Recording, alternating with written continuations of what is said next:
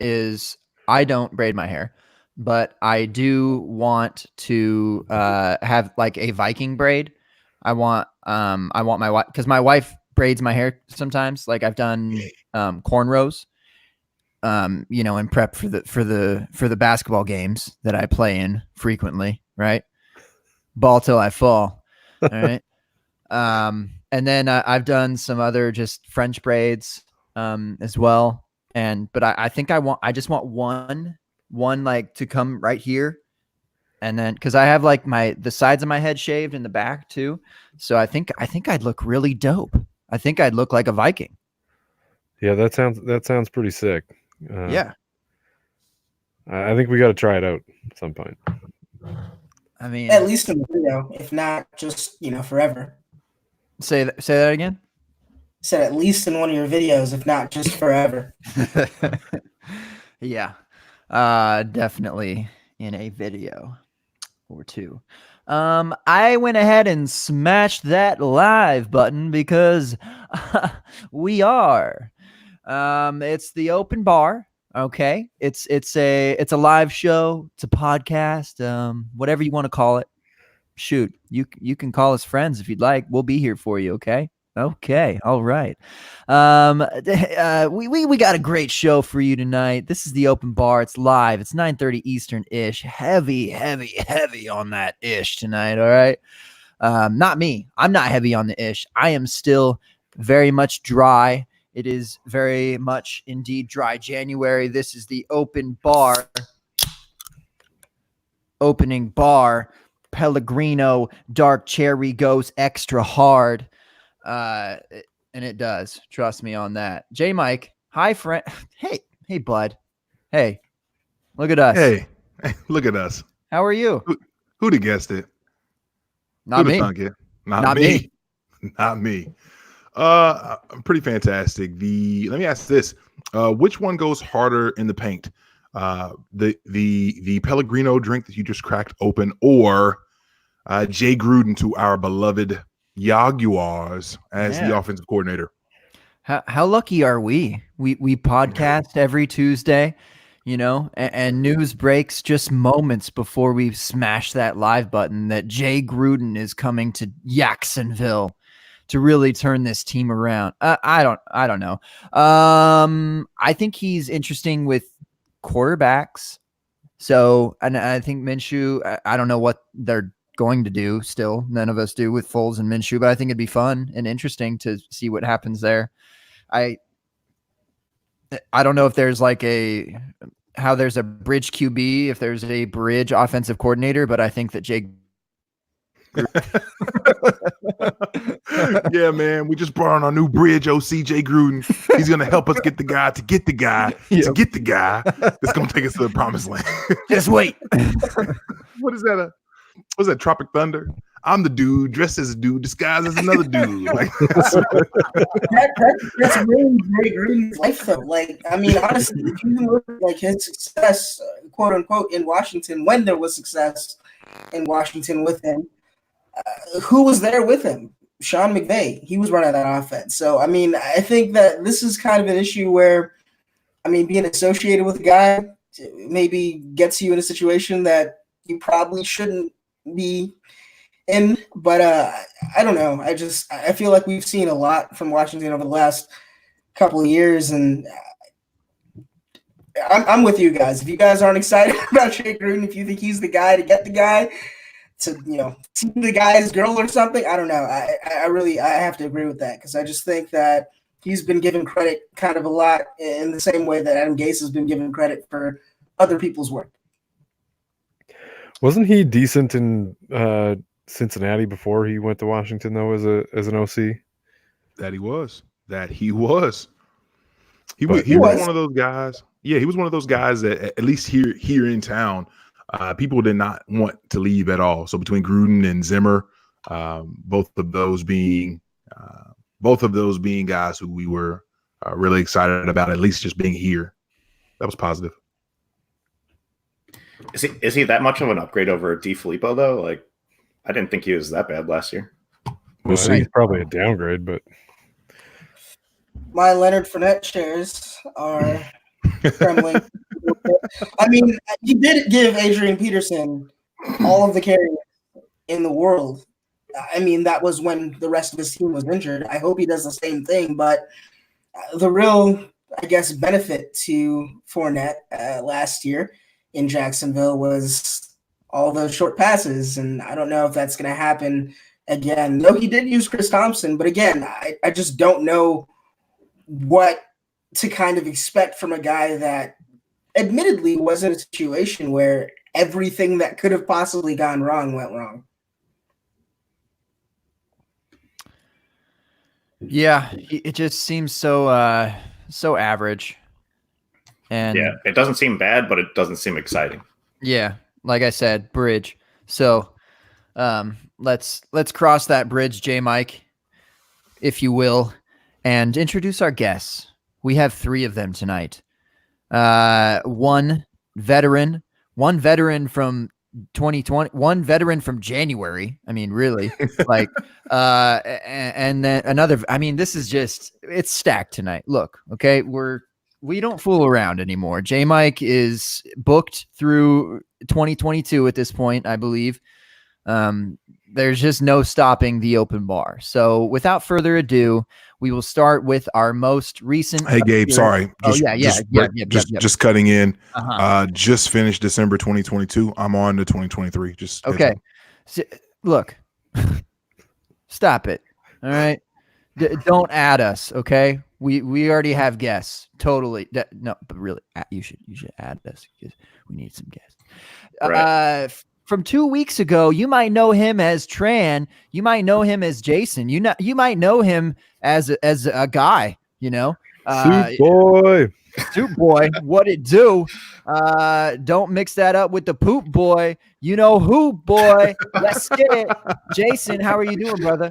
I'm doing good. It's been a long time, like 14 days or whatever, but I'm glad to be back as always, and I'm excited for my next 47 appearances that J Mike has me booked for the next 3 years.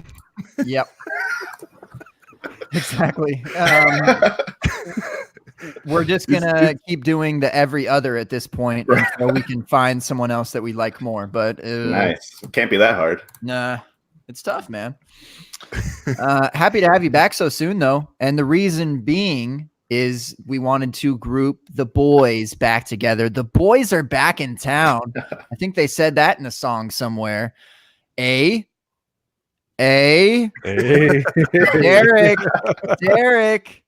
It's good to have you back, man. Welcome to 2020. Welcome to the open bar. Welcome to the show. So happy to have you. Yeah, it's great to be here. You know, I don't know. I'm probably going to be the worst guest because I haven't watched football in like forever because of stupid work and garbage. But, you know, it's great to be here with you guys and talking about football. So do you want my Game Pass login and everything? Because it somehow rolled over in August and I had no idea. And here it is, you know, just sitting untouched, unwatchable. Hey, might as well just throw it in the chat. Right. Oh, shoot. Hey, hold on, J Mike. Introduced our third guest. Let me go find this login in. All right.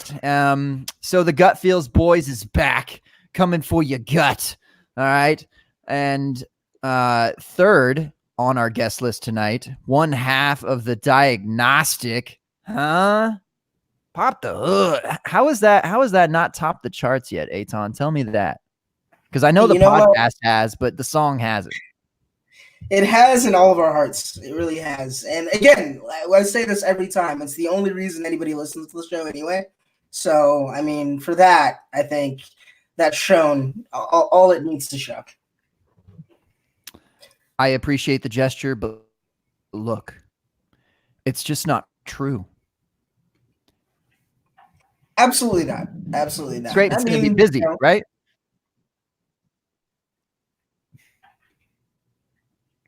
Y'all are going to be busy this. I knew that was going to happen. I knew it was going to happen. I knew it.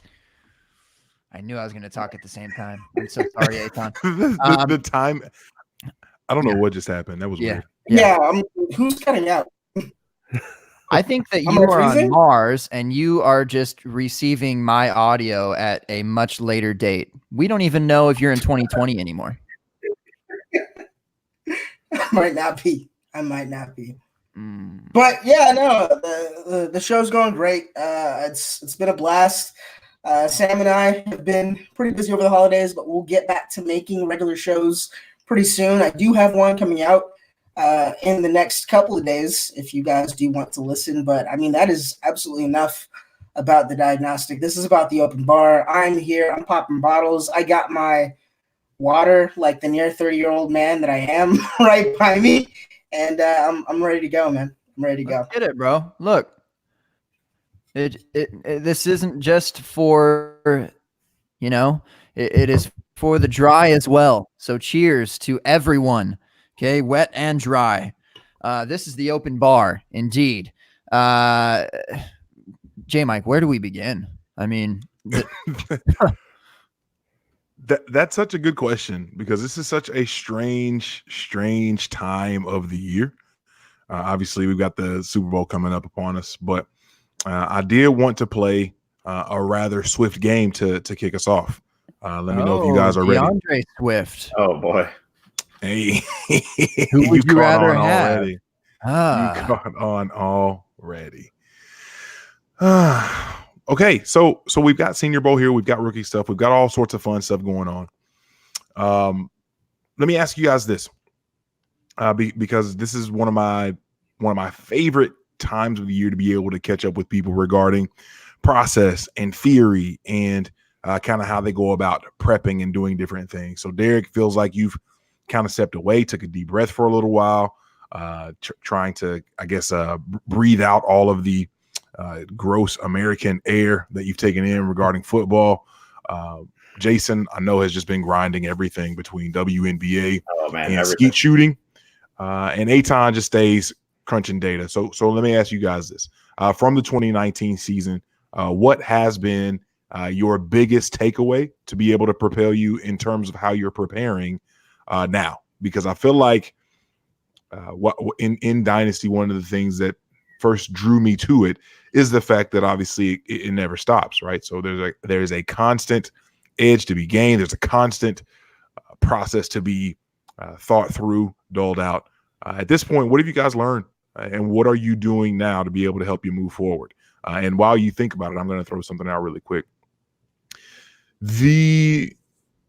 I want to know, and I don't know if this is something that can even be measured, but how viable are these runs that we see in the playoffs from players and teams? So I remember a couple years ago when Corey Davis caught a touchdown against the Patriots in like garbage time in the playoffs, and I think he got a little bit of a boost from that. It's like, oh man, watch out, Mariota to Davis. We're about to see this for years to come. And 2 years later, both of which are an afterthought. We saw Sony Michel go on a crazy run to end. I can't remember if it's last season or 2 years ago. And all of a sudden this year, again, another afterthought. And at this point, we watched Derrick Henry absolutely destroy everything, now an upcoming free agent. I don't know what matters anymore when we watch things happen in the playoffs, or if any of it matters from a fantasy perspective. So I'm trying not to get caught in any of these waves, whether it be the all of a sudden A.J. Brown's terrible take that people are saying, since he has like 3 catches in the playoffs or whatever it is that he has. And then now how apparently Raheem Mostert is the 101 in startups. I'm trying not to get caught up in any of these waves, and I'm trying to make sure that I stay focused on what happened over the greater 16 weeks that we watched. So what is something that you all are checking out at this point? Right now, one thing that I've noticed myself doing is I'm looking at a lot of these Twitter polls that I keep seeing. Like I just saw one today where A.J. Brown's valued more than Tyreek Hill. And that's a little crazy to me. So, and we kind of talked about it a couple weeks ago, but like the OBJ for 101 is kind of still a little shocking to me. But as far as the guys that are producing in the playoffs, sell all the running backs, I think, because I think a lot of those situations change next year. Kind of like what you talked about, what you learned this year too. It's I don't think we can put too much stock into some of the guys who really performed out of nowhere is in running backs, because who knows where all these rookies are going to end up at. And if the value's at the top right now, it might as well get rid of them. I saw people selling Mostert for second-round picks, and I think that's pretty good value for him. I don't think you're going to get much higher than that. It's perfect. Yeah, I'm totally on board with that. I was thinking about running backs too. Like, I think you sell Derrick Henry, even if he goes somewhere and is great, there's so much going to change in the running back landscape through this offseason that I think it's easy if you can sell somebody who's shot up in value. And just in general, anybody who had a really good year or any running back who had a good year, you could look at trying to sell them, and their value is kind of peaking just before the market changes. And I mean, it could come back and bite you in the ass, but it might not as well. So I think that's probably the easy process to take right now. And on the point of it coming back to bite you, like how bad could it really be to sell Derrick Henry at this point? I mean, his value is probably at its peak. Maybe it might move up a little bit. What's his ADP now, J Mike? Is it in the teens? Probably. Is he that high yet? Is he in second round? Derrick Henry amongst running backs or amongst overall everyone? Overall, He's gotta be, right? And overall, Derrick Henry, player number 17. Right. Okay. So sure, maybe he moves up another few spots, but I mean, what are we looking at here? That you probably got his peak production and he might have another good year. Cool. Is he going to have another good year? I don't know, because then you're talking about running backs that are in a different type of category, and they don't really exist much anymore. Like the LaDainian Tomlinson, Derrick Henry to that. But I'm just saying the longevity of running back is I know, it's just far different these days. I mean, we all thought David Johnson was the god, Lev Bell was the god. Now they've all kind of fallen off, and Gurley even so. Like I one of my hugest mistakes was not selling Gurley when he was the number 1 overall pick. And it's not always going to be the number 1 overall guy where you can sell, where in this case, it's Derrick Henry, and it's okay. It's okay to sell that because you're going to get something back. It's not like you're selling short. I think it's an absolute great time to sell. Well, I was listening to the Dynasty Blueprint the other day, and Ryan McDowell was saying something like, when you make these trades right now, a lot of people think of it in the moment as you're making the trade, that you make the trade and your roster's locked for perpetuity. It's never changing again after that. And it's like, well, you're getting other assets back that you can then also move around and do other things. So it's not like that's static and you make the deal and it's over. Mm-hmm. And there's a case for, Derrick. He's at a good spot to actually sell. Like if he is as high as like Gurley was, Gurley may have been even more difficult to sell because you wouldn't want to accept a deal because you felt like you weren't getting enough. But now if you kind of speculate and you say, look where I'm at now, like that looks like a massively great deal. Where, with Derrick Henry, I mean, you could speculate all you want that he's going to keep going, but this is probably where he's like at a comfortable buy and sell point for a lot of owners. Hey, Tom, before you cut in, let me jump in real quick with this, just on your point with Todd Gurley. So funny you say that, Gabe. If you look at January ADP from DLF, January of 2019, so a year ago, Todd Gurley, running back number 2. Whew. You fast forward that to January 2020. Anybody have a guess as to where Todd Gurley currently stands amongst running backs? 18. Well, I was going to say 15. Between 12 and 15, something in that range. We are looking at an ADP in January of 2020 for one Mr. Todd Gurley as running back number 17. Running back. I lied. Don't laugh while you're saying that. Well, I keep. I mean, I really want to. It really makes me want to laugh. The problem is, I keep switching back and forth on these DLF pages, and it keeps jumping back and forth. But it was running back 17, which is absurd in terms of kind of how the mighty have fallen type of deal. Like it's just unbelievable. I mean, look, if you're ever in a league with me, if you happen to be in several leagues with me, like J Mike does here, you absolutely know that this is just an indiscernible truth. This is something that happens. I stay selling running backs.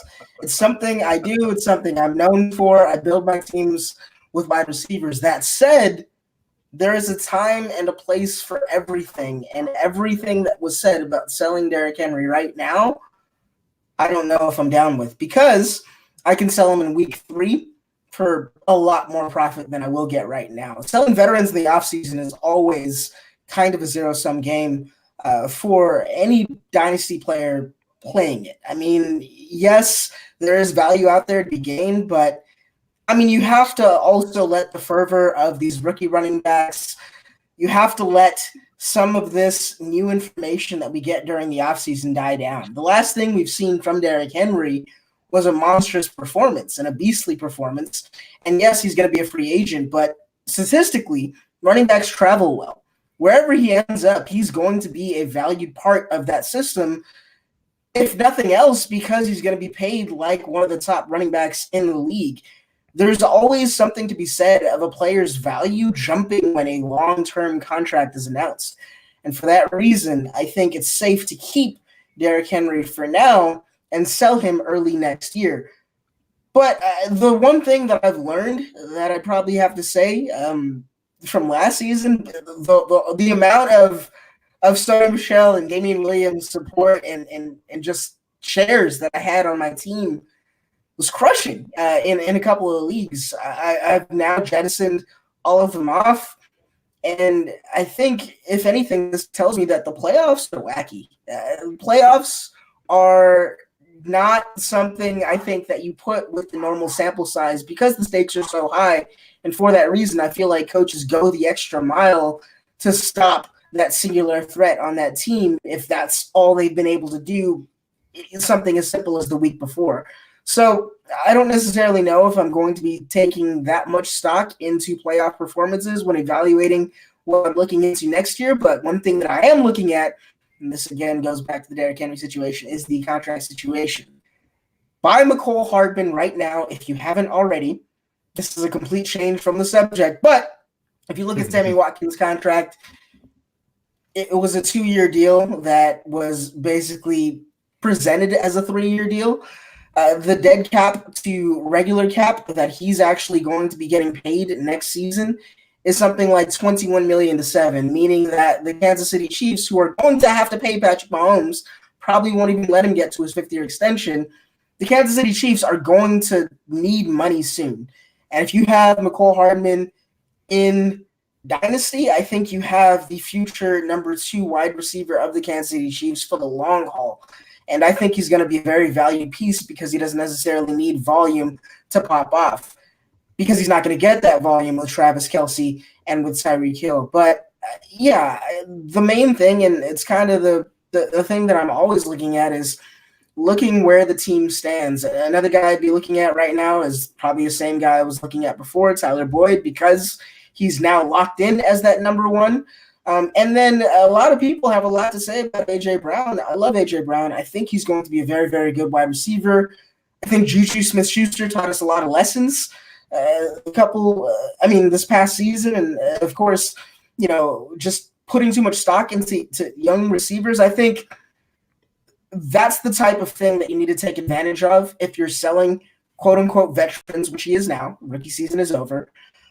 In that offseason. If you can get a guy that has crazy amounts of hype, I think that's the guy that you're kind of looking to sell for a huge profit. But I think right now everybody has the same idea with a guy like Derrick Henry. Everybody kind of wants to sell a little bit. So you're not necessarily going to get that value until he starts putting up points for people. And I think he can do that when some of these rookies that we're expecting to be absolute ballers underperform early on, and suddenly there's a lot less safe running backs that you can actually build your team around come dynasty, come fantasy next season.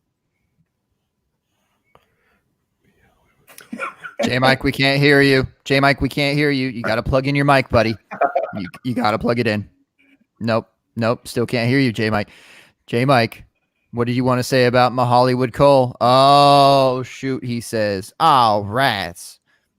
Let's everyone in here vote what J Mike just said. What did he say? What did J Mike just say as he looked down in disgust with his mic? Oh man, now that seemed more aggressive. I don't know about that one. Unbelievable. I think he's saying he wants Byron Pringle over Nicole Hardman. Ah, That's what's happening. That's definitely what's happening. Send your offers. Yeah, all the Pringle offers. My Only way, right? first. Only first. Please, and thank you. I was saying in leagues I was with Aton in at least a couple different leagues. The Tuesday after he was eliminated from the playoffs, it was all right, guys. Derrick Henry, Kamara, Fournette, Henry, all on the block. Let's go. I'm trying to get these guys up out of here. And I was crying, laughing because it was in multiple leagues. It was like it was almost like he was conditioned, like his biological clock was screaming, "I'm out." It's just these running backs. They were what they were for me, and we're done. And that I don't know. It makes me laugh every time I think about it. Gabe, a minute ago, well, maybe it was more like 5 to 10 minutes ago, you said something to the effect of talking about the mistakes of your time. I could have sworn that you were going to talk about your greatest mistake being continuing to call Kenneth Dixon to God when you are. I mean, clearly it's over. Do you want to recant that or? no. Okay. Is he out of the league? Is he in the XFL yet, J Mike? No. He's not. No. Are you sure? Are you sure? Maybe. I don't know, but Checking. Oh, That New needs to be York fact Jets. checked. look, when you follow to God, you are ride or die. Okay. You don't understand. No You're else. right. No else. I'm just saying. I don't think you know what. Never mind. That's your man's. Shout out to everybody in the chat. Great of you all to join us this evening. Thanks. Obviously, as usual, Zach Reed, Tested Assassin. He was in here first, as well as the Spaceman from the Tale of Two Rivals podcast. What up, Dave? How you feeling, man? Similar to you, Jason. I'm not sure if you pulled a Zach Reed this week, where you just kind of hung out in the gallows of the open bar until you were summoned again just 14 days later. So if you did that, I feel bad for you. It kind of sucks. But also in the chat, we also have, folks jumping in right now. Dougie, we see you, Dougie Fresh, not to be confused with Doug Eddie Doug, but Oklahoma, Doug, what's up, man? Hope you're well. And then John Hogue and Commissioner McGriff come in, and I hope both of you guys are well as well. One of the things I did want to shout out real quick, and this is Aton in reference to the information that you were just talking about in terms of guys you were wanting to scoop up. Commissioner McGriff shouts out, "Hey, sell AJ Brown, for Boyd Plus." I know Tyler Absolutely. Boyd's your man, Aton, so I'm not even going to ask you about this. I'm going to pivot over to Trent and Derek.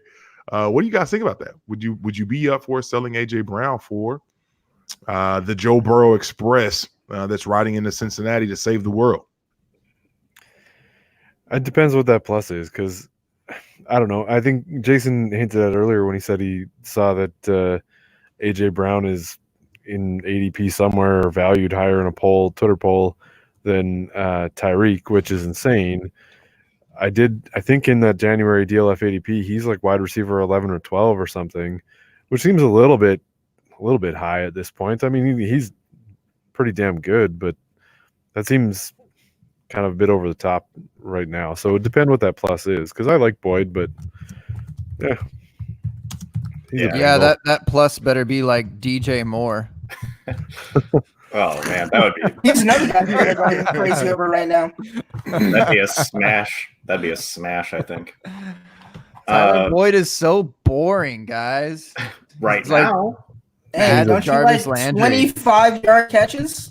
I love 25-yard catches in the game. That's all I need. It's PPR, isn't it?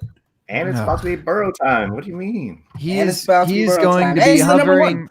He's going to be hovering around that ADP until he is 80.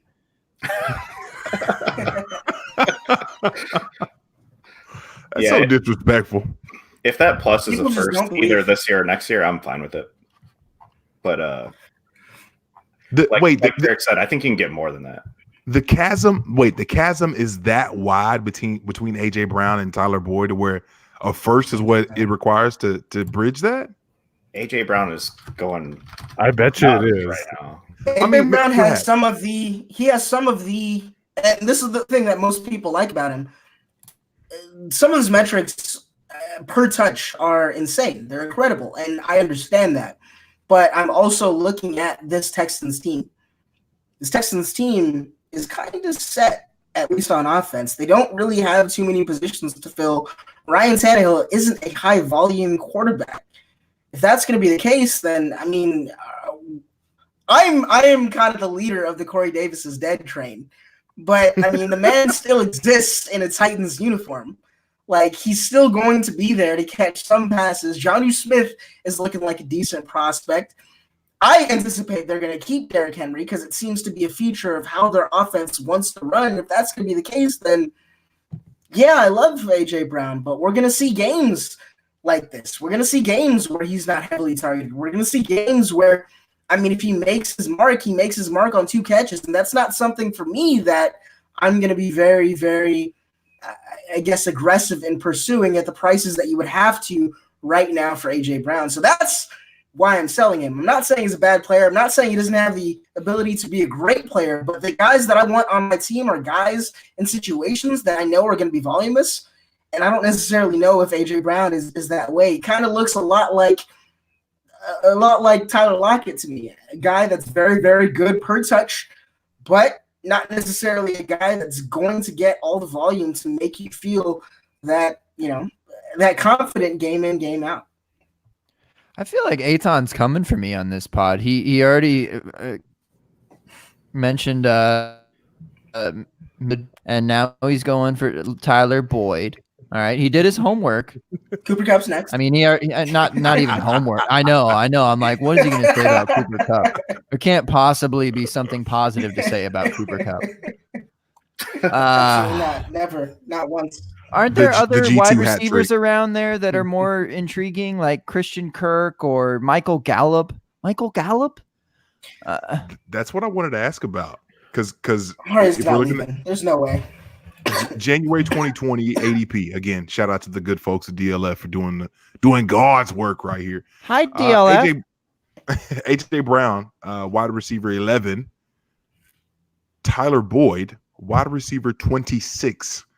So for what you all are saying, maybe it is the first that bridges that gap. I just find that interesting. Sounds like it's more than a first. Yeah, no kidding. Okay, so should we talk about who's earlier than Tyler Boyd or who's later than Tyler Boyd? Probably earlier. Okay, so the three in front of Boyd, 25, 24, and 23. Adam Thielen, Christian Kirk, Deebo Samuel. Not one. Yes. Not a single one. So let me ask, so Tyler Boyd plus Deebo, does that get you to AJ Brown? Oh no. I thought you were. I thought we were saying like, who do you like more? Well, no, you've made it rather certain that Tyler Boyd is not very safe in that wide receiver. He's 22 not spot. invited to the baby shower. Because I could name off the four guys behind him, Gabe, and I'm sure that you want all of them. Yep. That's not a question. Michael You're Gallup, Terry McLaurin, N'Keal Harry. Yep. Robert Woods. I love Gallup. I Fine. think McLaurin could be good as well. I don't understand where N'Keal Harry is even in that conversation right now, but I mean, draft capital, I guess. I think we should have learned our lesson from Corey Davis, but here we go again. I feel like Tyler Boyd is retaining value very well. Jarvis Landry. Essentially. Yeah. But Jarvis Landry in what we at least feel will be a more high-powered offense. It's not just Joe Burrow coming into that offense. That offense had a lot of huge injuries to the offensive line early on in the season that just kind of screwed them over from the start. There's a lot of things that can change in Cincinnati, and I think one of the best places to mine value is to find situations that are uncertain and situations that can change very, very quickly on teams. And I think that happens to be one of them. Like comparing the situation to Michael Gallup's, for example, I don't see a way possibly that Amari Cooper is not a Dallas Cowboy again. And that doesn't necessarily mean that both of them can have great seasons. They did this year. I just think that, that is a situation that's kind of already there. You kind of know what to expect. A lot of things can change in Cincinnati, and I think that can be a very, very potent offensive team come next year, and you always want the guy at the head of that. Are you at all concerned about J. Mike's boy, John Ross, or even the Bengals drafting a wide receiver in an absolutely stacked class? I want all the receivers possible on Cincinnati. I want that offense to be in the red zone. I want that offense. I want that offense to be in the red zone as much as possible. So, I mean, John Ross, everybody else they have on that team, that's just going to help that offense run more smoothly, and that's just going to help him have more opportunities to perform because he's going to have more downs to be performing in. So I just think that's a value add that a lot of people kind of take as a negative because they think that it's going to suck volume away. And I don't think that happens from a guy that is kind of that underneath target anyway in Tyler Boyd. Were his split, I can't remember the splits on Boyd and Green. I feel like they were better when Green was out. Absolutely. No, they were better when Green was in. And, and that's the main thing there. Like when there are other targets, other reliable targets, it becomes easier for people to perform. Yeah, that is definitely the case at times. I was just trying to bend the take to make it more beneficial for me. Agent Green's not staying exactly there, right? I don't think so. No. Okay. He can go on he's IR going to the Patriots, remember? Everyone's going to the fucking Patriots. Sweet. OBJ, AJ Brown. Someone's not still bitter. Huh? Yeah, even guys who aren't free agents are just going to get signed by the Patriots somehow. Yeah, apparently, somehow, there's going to be some type of magical trade. Rob Gronkowski is going to come out of retirement. They're going to trade him straight up for OBJ. Yeah. Andrew Luck, Patriots quarterback next year, right? There we go. That's what he was waiting because for. the Colts would just jump all over that, giving him just in case. So there's still such a we've got to get to a place that we're at least somewhere in the same neighborhood. I just, and again, Gabe, to even be able to echo, we just talked about how Tyler Boyd in a season where everything went wrong in Cincinnati and the anticipation obviously of Burrow and everything else, in a year where things could not have been worse for the surrounding cast around Boyd, or even the perception of how he performed solo, basically as the lone ranger with Auden Tate coming in supporting fashion. January 2019 ADP saw Tyler Boyd also as wide receiver 26. So, and the fact that he hasn't moved up is ridiculous. Yeah. So literally in a year's time span, I guess he probably fluctuated throughout, but a year later, we don't see Tyler Boyd in nearly, I don't think, the same positive light as we did coming into the same time last year, at least from a discussion standpoint. And here we are, him in the exact same place. So that just begs the question. In Eitan, I'm truly baffled and shocked, but not at all disagreeing with your hey, Bengals, let's holler at all the Bengals right now. How exciting the Bengals could be, at least from a production, from an excitement standpoint, from the rising tide, raising all the boats, if you will, however that saying goes. I'm not even asserting that they're going to be a good team next year. I just think they're going to be a high-powered offense next season. Yeah, and I'm not inferring that you are. I'm not inferring that that's what you're saying. I did not in the least bit expect that from you. I'm just shocked. You found a way to baffle me again, Batman. This is great. I enjoy that. But I still don't think we've gotten to the heart of Tyler Boyd's true value. So right now, if you're sitting on a mid first, 1-0, 107 or Tyler Boyd, 12-team PPR, what are you guys taking? 107. 107. Sell for a different player. I'm not going to verify this with a response. So I think I'm taking Tyler Boyd. Okay. I agree with acquiring players for picks come rookie draft time. I just don't want to do it for Tyler Boyd.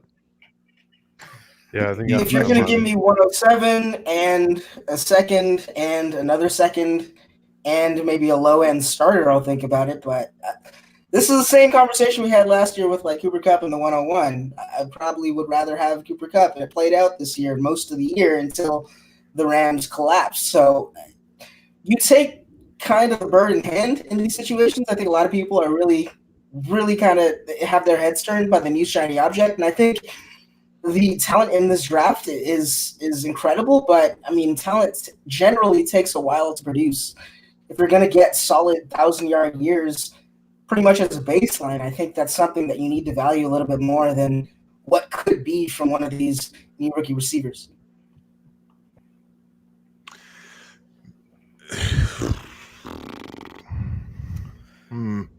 J-Mike wants answers. Yeah. And you ain't getting them I done. find this so shocking. Not the Boyd part anymore. I'm past that. But I'm circling back to the Deltron's question or not question, just him saying AJB for Boyd plus. I think I have one AJ Brown share, and I'm going to try that right now. All right. Do it. I'll let you. I'll report back. You guys. We're waiting. No, give us an immediate answer. We're just going to stop talking until you tell us what happened. We're not even going to AJ talk. Brown, Both people have to agree. 23rd overall. What did we say wide receiver that is? 11 or something? 11. Yeah, man. Yeah. 11 Who's ranked? overall. Who's ranked higher, AJ Brown or 11. Moore? DJ Moore is ahead of him. DJ Moore's 9. They're separated by Amari Cooper. There's 2 spots between DJ Moore and AJ Brown. Are we serious here? Wow, that's eye-opening. He had a year. Are you saying DJ? I mean, are you saying AJ Brown's too close to DJ Moore? I'm saying that DJ Moore could be a top 5 wide receiver this year. Okay.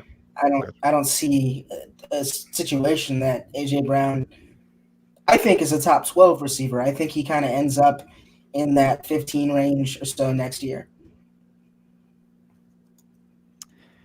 If I were to go for AJ Brown, at 11. yeah, certainly. And he's worth a sell. Why not? I mean, if you're more interested in like Allen Robinson, Metcalf, Shark, I'm sure you could do that kind of idea with a probably second, maybe a first if you throw something back. Just not Boyd, not Tyler Boyd. Tyler avoid. Tyler. Oh man, hold on. That's the other Tyler. That's the Lockett right now. That's No, where it's I'm on. not. Yeah. What's that Aton, thing you say? who had It a is better? painful to say. I kind of. Sorry, J. Mike, I'm carry trying on. to determine who had a better wide receiver hit season than you just had. I feel like all your guys just really, I mean, not like obviously not top guys per se, but all those guys they in that weren't 20. top guys. No, that's what I'm saying. This is to further solidify how awesome your year was with all your guys. Like it wasn't, you didn't go and say, oh yeah, Mike Evans, he's gonna be awesome. Oh, hey, look, OBJ or whomever. You all your guys in like the 20s ish ADP, were all fantastic this year. I don't know who had a better hit than you for all the guys that you were championing between Lockett and Kupp and Boyd. And I feel like there's somebody I'm missing that you'll probably be upset that I'm missing. But like all those guys that you were like, yep, those guys, not Mike Williams, not these guys. Like these are the ones you want. You did a good job. Situations. It's just the situations.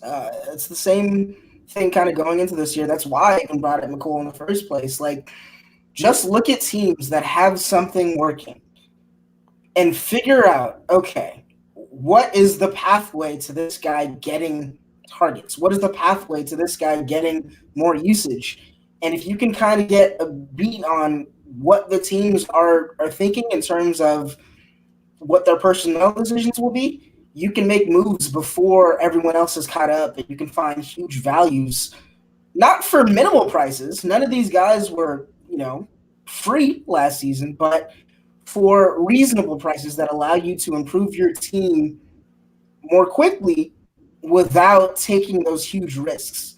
There comes a time for risk in fantasy, in dynasty, I think, and that's when you're so close to the top that it hurts, that you just want to be able to get that piece to put you over the top. But before then, all you want is to not have to replace a guy in 2 seasons. And I think that's the thing that a lot of people kind of miss out on and kind of don't think about when they're building their teams. It's a roster construction thing.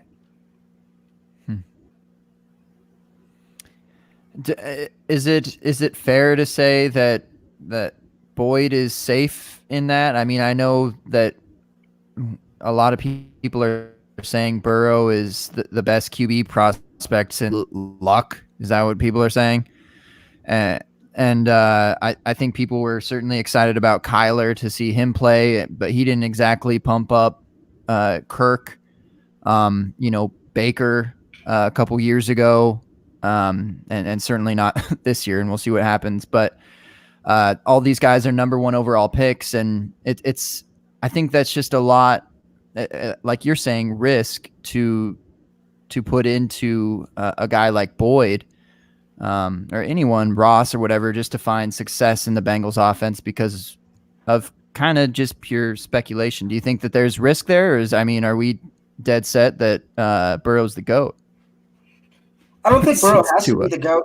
I just think Burrow has to be better than Andy Dalton, and I don't think that that's hard. Like, really, in the NFL, I think he can be a top 15 quarterback in his rookie season, and that's just that's a lift to everything in that Bengals organization. And you can kind of do the same thing with a few of these other franchises that are going to get rookie quarterbacks or have rookie quarterbacks that are going to be beginning to start next season, like the Denver Broncos having what looks like a decent prospect in Drew Lock that a lot of people don't know about. I think guys like Courtland Sutton, like Noah Fant, those guys, again, they're not undervalued, but those are kind of going to be my guys this offseason because people aren't necessarily right there with, okay, these guys are top 12 talents yet. And I think that that's definitely going to be the case because you already have a team where positions are locked up, at least offensively, and the guys that are there are going to be the guys that can produce, and that's the beauty about the Bengals as well. They have a lot to do on defense that people are forgetting. So I think it's going to be Burrow. It's going to be maybe another wide receiver to replace A.J. Brown, and then the rest of that offense is pretty much set unless you want to bring a tight end there, which is only going to help. And that's the type of situation that I want to heavily invest in because the proven performer at the worst of times is going to be a proven performer when times start to get a little bit better. You just want to ride that wave. Okay. Yeah, and if they can sort out their offensive line stuff just with mostly injuries, and if they're going to be, because you said their defense is poor, they're going to be behind a lot positive game script. So yeah, that makes a lot of sense.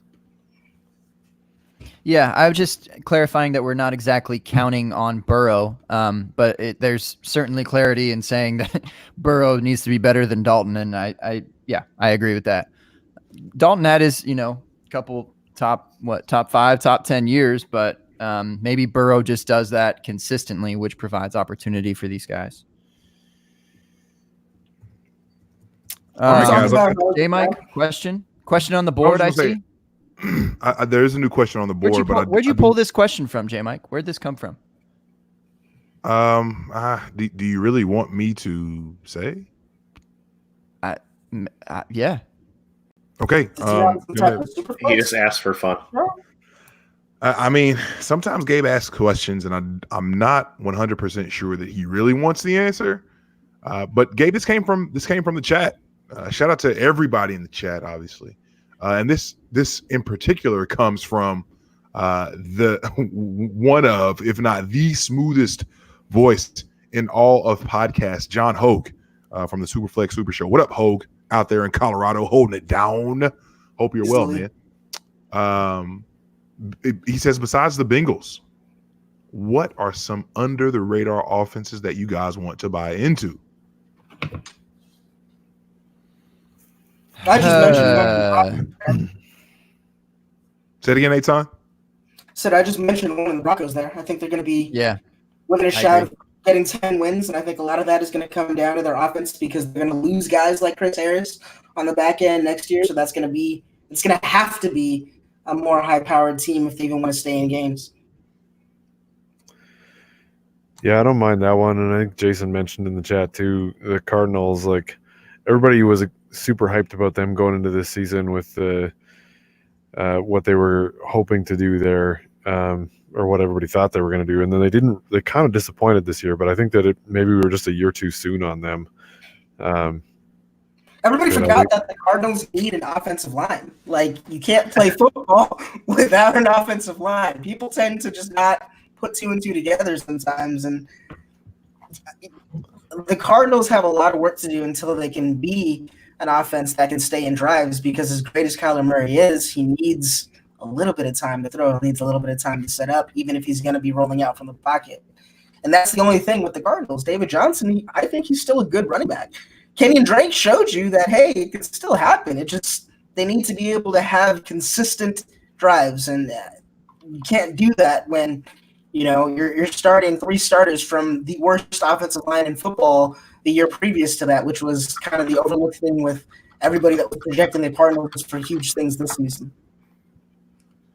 Yeah, the reason I said the Cardinals is because they still produce fantasy-wise, and I think you can get their players at a value right now. The problem is you're at this point gambling because you don't know who to go after. I feel like I feel it's safe to say that generally Christian Kirk was the way to go and didn't end up working out, but maybe we're just waiting for right now or next season to kind of get that clarity. But I just think it's an offense that's going to be a high-powered offense, and I think they will work on their flaws here. They might end up taking one of these top wide receivers again, and I think it's an offense to buy into. I honestly just don't know who. Andy Isabella? Nope. Go buy him? Nope. Third round pick, probably? No? Really? I feel like you should be able to gamble on him, right?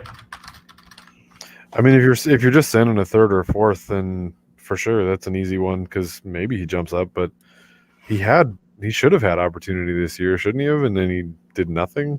Right, and kind of like the contract situation we talked about earlier. I mean, he was a 2nd round draft pick. They're gonna want to see what he can do, but I mean, I don't know. I think an interesting offense that a lot of people probably aren't going to think about next season is the Oakland Raiders. Derek Carr is not a definite in Oakland next season.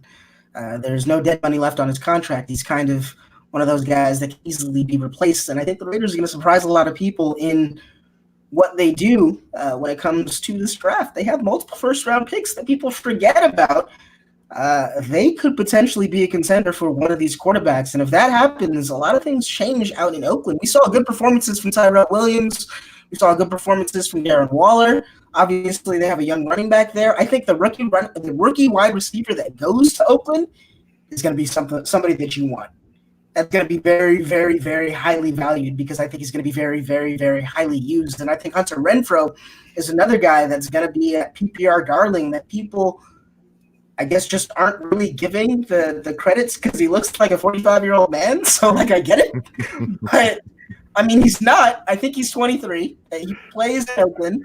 And that is an offense where, again, it's the dynamism that you want to chase. If you can find situations where – Las Vegas Raiders, thank you, Commissioner McGriff. If you can find the offenses that have the ability to morph into something different than what we've seen, I think you really have to put a lot of consideration into Oakland, just based on what John Gruden was able to do this year, kind of from scratch. I mean, they anticipated having Antonio Brown on that team. They didn't. They didn't suck. Isn't it a lock that Tom Brady's going to the Raiders, though? I thought this was a thing after last weekend. He was talking to Mark Davis. They signed the contract right on camera, I thought. Is it that? Is the Chargers? Who knows? It's everywhere, I think. I saw Miami Dolphins the other day. I was like, come on. Fitzmagic would keep that job anyway. Tom Brady's coming to the Bears. Fitzpatrick needs to keep a job. I mean, please, just give Ryan Fitzpatrick like a 5-year contract. Somebody, I just want to see it happen. A 5-year contract. He's living off 1-year contracts the rest of his life, isn't he? Or 2-year at the most. I think he still plays a couple more years though, somewhere. Easily. Ryan Fitzpatrick is the top 15 quarterbacks if you don't count interceptions. It's the same thing as Jameis Winston. I feel like they're the same person doing the same thing in the NFL right now. They're just underappreciated because they don't know how to hold on to the football. But I want quarterbacks that truly don't give a and I think these guys are kind of in that breed. The great thing about fantasy football and quarterbacks is wins don't matter. Absolutely. And interceptions usually don't too, unless you happen to be Olympians and forget that they do. And draft Jameis Winston and lose in the first round of the playoffs after scoring the most points in the league throughout the regular season. So, yeah. How's that bitter berry taste? That is. But before we run too far away from Arizona, just real quick. In 13 games, Christian Kirk, yes, I'm going back to my research, Gabe. Christian Kirk had 7 top 36, baby. There you go. Had 7 top 36 weeks. Larry Fitzgerald had 10 of them things. Just saying, Arizona. You might as well get in on it now. It's real juicy down there. But also, does anyone find it scary that you're trusting Derek Carr? If you do buy into Oakland, I don't think you are. Yeah, that's the thing. You're anticipating them drafting a quarterback, getting in the mix. Yeah, I don't think we're banking on Derek Carr being the quarterback there. Okay. I think I do kind of still think he will be though. I think it's like Andy Dalton-esque. They need to keep him and sign Marcus Mariota, and then Marcus Mariota could eventually be the quarterback. I think out in Oakland, I think that would be a perfect type of Ryan Tannehill, Wally Pipp situation that Derek Carr will experience next year. I mean, but you still ain't feeling that. Listen, I'm as big of a Mariota stan as anybody. And I'm still not feeling that good if he's starting out in Las Vegas. So I have no doubt in my mind that Marcus Mariota is going to have an Alex Smith-like career and just be completely for like the first 3 quarters of his career until he finds a team that actually wants to put him in a situation to succeed. And I think at that point he'll be slightly better than like decent. And I think that's all you really want. I don't know if this is sorry, go ahead, J Mike. No, go for it. Well, I was gonna switch to another team, so if you're gonna keep on this, then no, as was I. I no.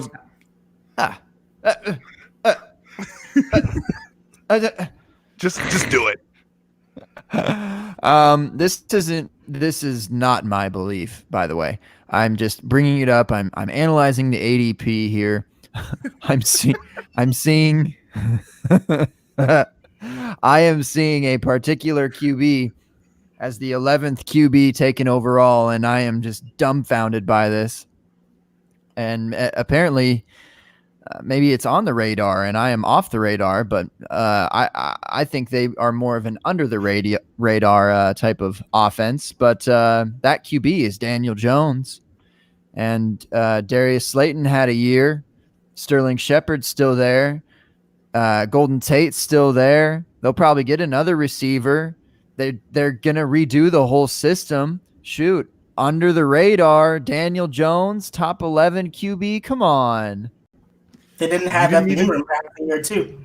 You didn't even mention the most important part of all of this is Jason Garrett, baby. Hey.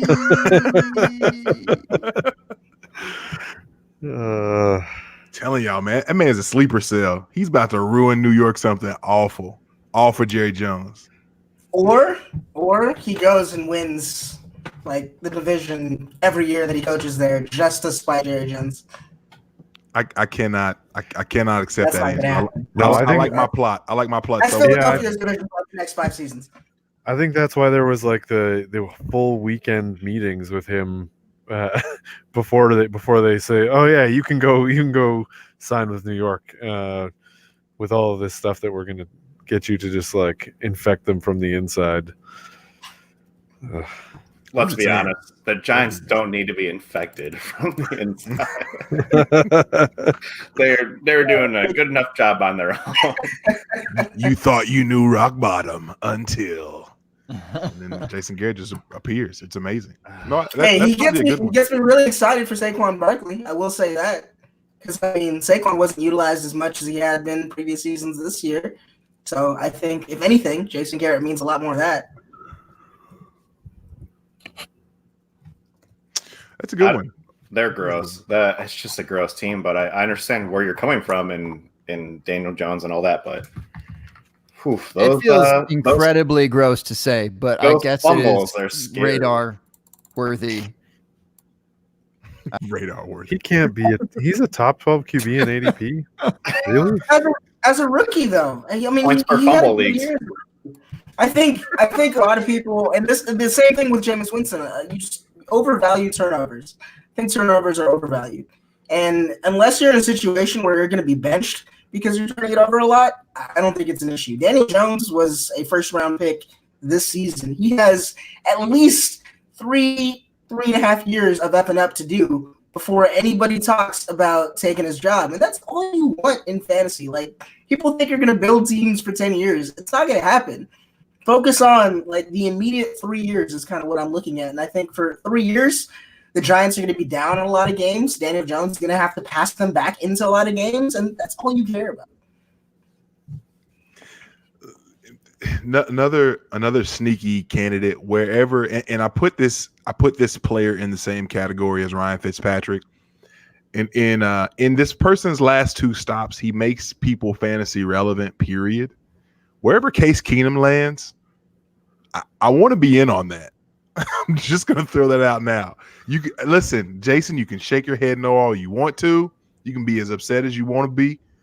You can take your goatee and wipe up this mess that I'm about to lay at your feet. But what the thing about it is, everything that he does, everything that he touches turns to gold in fantasy. Not so much that you want to start him on the teams, but he produces playmakers where he goes. Diggs was awesome, obviously. Thielen was awesome, obviously. We watched this past year when Terry McLaurin when Terry McLaurin had Keenum, life was good. When Terry McLaurin did not have Keenum, life was not so good. All I'm saying is Keenum goes out there, he throws long balls, he makes it happen regarding making people fantasy relevant. And so, yeah, I would love to see him and end up in Oakland because I think that would be fantastic, or anywhere for that matter. I'm just watching the Case Keenum free agency target, whatever you want to call it, bonanza. Glossing over his year in Denver there with was he awesome in Denver? Listen, Linda. Listen, I'm not bringing up the past transgressions that was Denver. I don't need you to add any fuel to Eitan's fire regarding Case Keenum. that was just all bad in Denver. But all I'm saying is his last 2 stops, life was good. That's all I'm saying. I got to tell you, the number one reason I'm shaking my head, the other day I had this terrible thought that Case Keenum is the quarterback that's going to end up on the Bears. Chicago. And I'm like, how many weeks until Case Keenum is the goddamn starter on the Bears? And I'm just like, it's just how it is. It's how it is here. And I would not be surprised. I think it's between him and Andy Dalton that end up on the Bears. And I'm just like, such a Bears move altogether. Like, maybe they both end up on the Bears. That's the realest thing I've heard in my entire life. Like, I actually see the headline running across the imaginary screen right now. Case Keenum signs to play over Mitch Trubisky for the 2020 season. Oh my God. Oh, it's so sad. I'm holding on to those small glimmer of hope that Brady leaves New England and picks the Bears for whatever stupid reason he would. Hey guys, do you know that the Bears traded up to draft Mitch Trubisky and didn't draft Deshaun Watson or Patrick Mahomes? Did you guys know that? And they also didn't trade a second round pick for, Illinois quarterback Jimmy Garoppolo either. I feel like that's the number one thing that's said at every Bears broadcast. Who's apparently not needed as a quarterback, but rather just a human that turns around and hands a ball off or tosses it. Do y'all find any value in Jimmy Garoppolo though?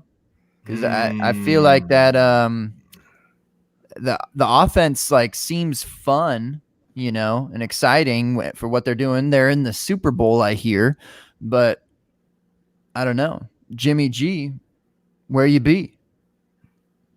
If you've ever listened to a Dynasty Diagnostic episode, I mean, Sam and I disagree on everything, on absolutely everything. It's kind of the basis of the show. We agree on the fact that Jimmy Garoppolo is not a very good fantasy QB, and it's for a number of reasons.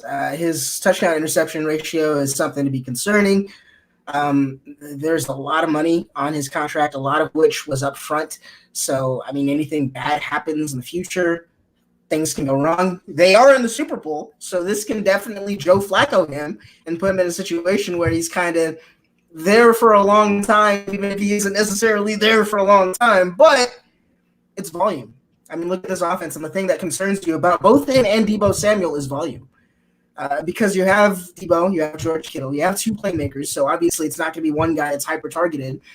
And when they do win these games, when they do outperform teams, they outperform teams with their lines, with their defensive line first and foremost. That, again, is brought up at every broadcast. And with their offensive line. They run the ball really, really well. I'm a Denver Broncos fan. I've been a Denver Broncos fan my entire life. I saw this man's father make Mike Anderson a 1,000-yard rusher.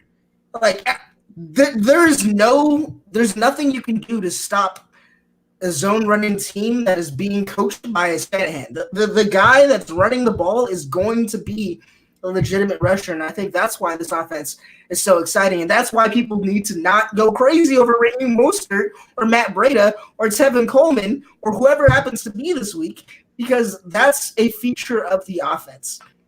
Jimmy Garoppolo is a guy that is supposed to stand in there, not turn the ball over, and I think he can do that just as well as anybody. But if you're looking for him to win you a Superflex title, I mean, you need to use the Super Bowl. You need to take all the glory, all the admiration, all the huge fervor that's around this team, and you need to package that, and that's a veteran that you need to sell this offseason and get yourself a replacement. Go get Matt Stafford.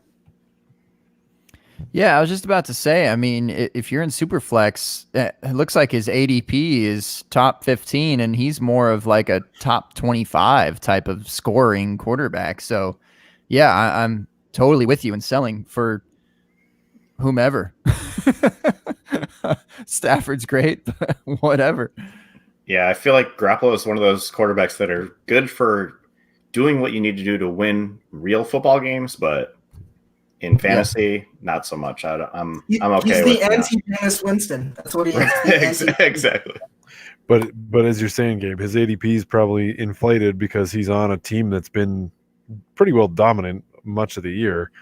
So people look at it and be like, yeah, I want a part of that offense. But really, he doesn't produce that way from a numbers-wise. Yeah, I mean, Jason just got done saying that QB wins don't matter, and these are the facts. So they're not going to correlate to fantasy points. And sooner it works with wins or losses, where he's still getting the wins, but I'm okay with not having him. Yeah, Cam Newton is 20 down there. Drew Lock, we just talked about under the radar offense. If you want to swing on Haskins, there's that. Or dependent on where Teddy signs, you could probably get it on cheap there. Teddy in New England, anyone? Is that happening? I don't see them paying him what I'm guessing he's going to want. Yeah. Still a Saint, New Orleans? I feel like he's staying there, but yeah, I don't know why. They don't have anything to replace him with. They don't have the draft picks to go out and get somebody else, so I feel like you kind of have to. If Drew Brees is hanging him up. Taysom Hill, anyone? No. I want to see him. I do. I want to see him start for a season. I just want to see what happens. Like get a full season. I It have- would be fun as hell.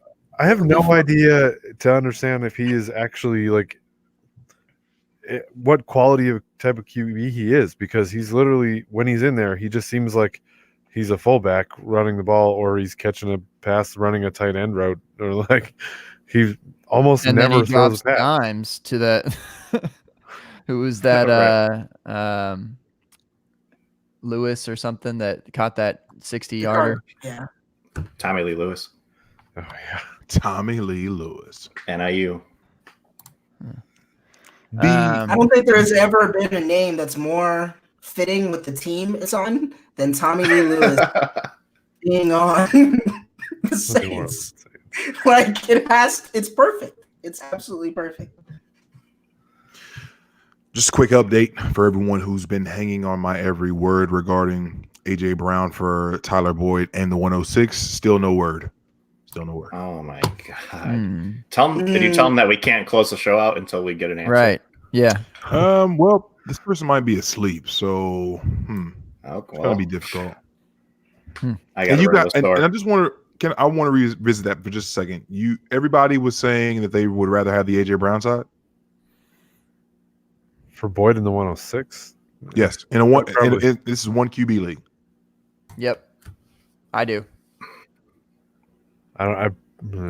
So I don't mind the Boyd in the 106 side, but I feel like you get more than that. That's my Yeah, problem. That's And probably it. It's like you. And it's kind of like what we talked about earlier. Like you never feel like it's enough.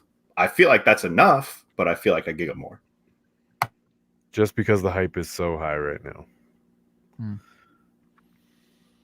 All right. I've excused myself from this conversation. I'm just saying, because I'll be shocked if he takes this deal.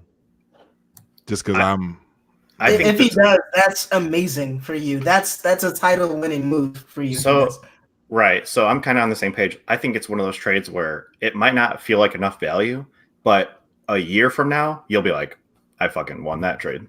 Yeah. Easy. And like we said before, I don't think AJ Brown's a bad player by any means. I just think his hype is too much. there's always And that one. I also think Tyler Boyd's going to be fine next year too. all right. Sorry, Gabe. I know you didn't want to Gabe. go back to Tyler Boyd, but Yeah, Gabe, please don't Saints- cancel all my future appearances. Yeah. You're canceled for February now, buddy. I'm down to 42. Yep. Easy.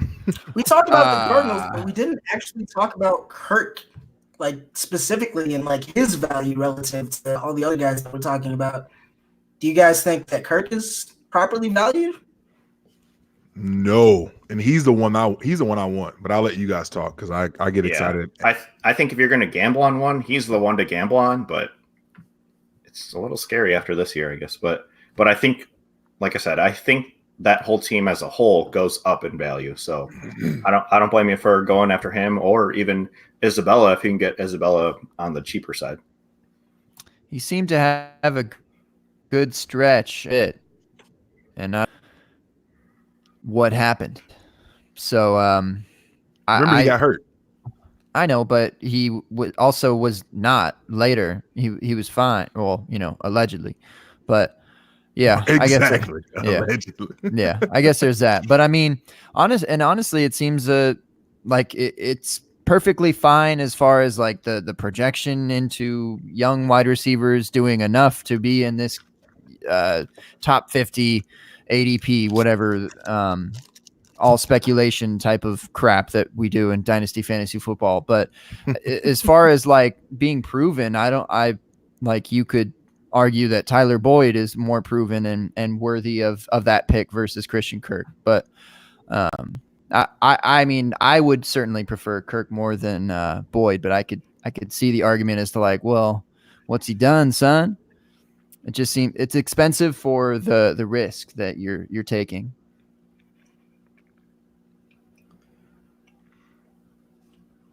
Okay, I guess I'll talk since you guys are so excited to talk about Christian Kirk. 108 targets on the year, 68 receptions, 709 yards, 3 touchdowns.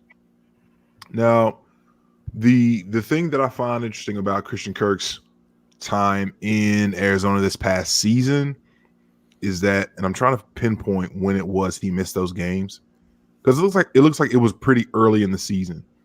So coming out the gate, in 4 games, he had 24 targets, which wasn't necessarily the most exciting thing ever. But then he comes back in week 8, and that was when, and kind of the weird thing was his targets in those first 4 weeks is what was just so heavy duty, and that's what got me so excited about that offense coming out the gate. And then there was this weird lull when they started playing pretty decent defenses where he wasn't all that productive, if you will. But the thing about it is, I think that when it comes to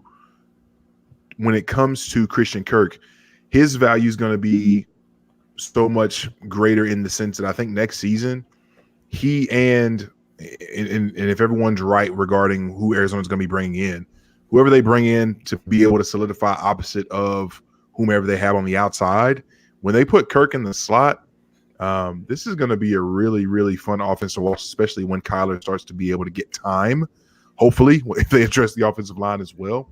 And I think that his target share, his ability to garner targets in that offense that we've still seen basically run through the slot for Cliff Kingsbury, I find Christian Kirk so fascinating and undervalued to a large degree.